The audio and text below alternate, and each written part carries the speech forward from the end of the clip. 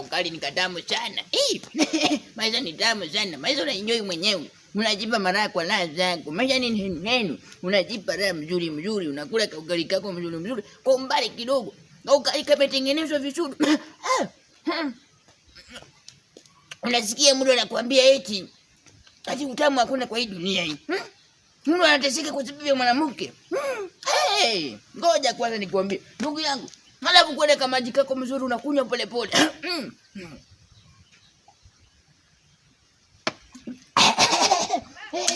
Yaani huwezi kuwa na wasiwasi. Unatulia tu pole pole unakula kaketo zako mzuri kaugali kako mzuri pole. Yaani unakula tu mara kwa raha zako tu. Kaugali kaumbali, kaugali unakula pole pole. Hauna wasiwasi. Kaugali kameundwa vizuri.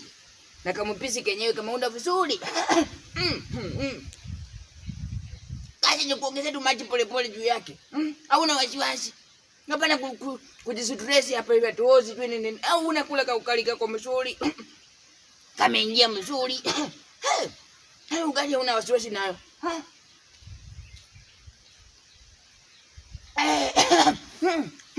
Ndugu yangu, maisha ni tamu sana. Sasa ukisha kumaliza kukula, unatulia.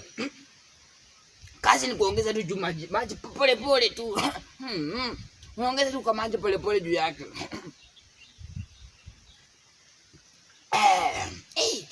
Maisha ni tamu sana. Hata mwanamke ni penzi tulesi. Na ugali vinyi ni tamu. Ugali ni tamu sana kuliko mwanamke.